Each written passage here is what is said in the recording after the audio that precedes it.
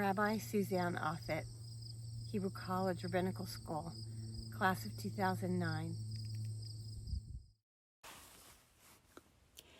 During this time of social, political, and emotional upheaval, I reach for the rhythms of the planet, for literally solid ground to stand on.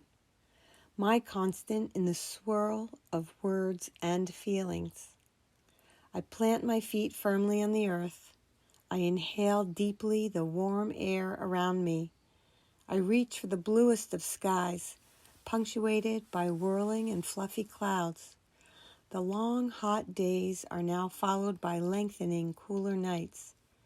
Those of us in the temperate zone sense the seasonal transformation is coming. Squash, peaches, and pole beans are in abundance. Chlorophyll will begin its cool weather retreat from leaves, thus muting the palette of greens surrounding us.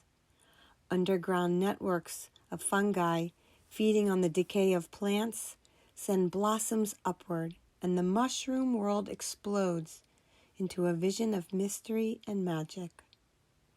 A brief moment of calm. I celebrate all that my eyes can see, that my hands can feel, that my ears can hear. Ah, hear that.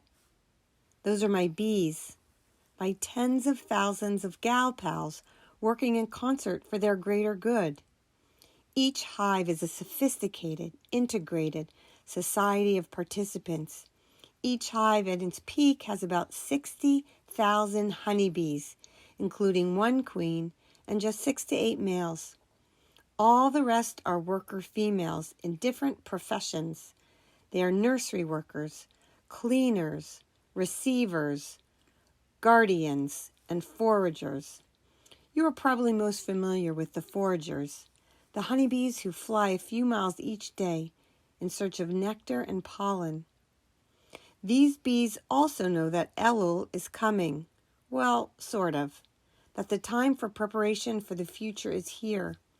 The rhythm of the summer months will now evolve into a time of focus and preparation for the cold months ahead. The forager bees work diligently to procure nectar and pollen. Pollen is a food source in season, and nectar is regurgitated with an enzyme to make honey. Honey is their winter food. A honeybee makes 1/8 of a teaspoon of honey in her lifetime. 1/8 of a teaspoon. The honeybee works her lifetime for this valuable drop of nutritional sweetness. So I think, what is my one small contribution to the working of our society? How can I support the greater whole and participate for the collective good? What are the acts that at times only seem too small to count? Perhaps no act is too small today. So I have some suggestions. You can vote. You can encourage others and help others to vote. You can be counted in a minyan, in a protest rally. You can help by recycling and composting, using less, sharing more, or tzedakah.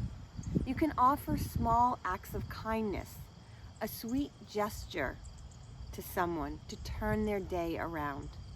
With upheaval, fear, loss, and sadness, what can you contribute in even a small way that will touch someone and remind them that yes, good people, kind people, loving people are still here.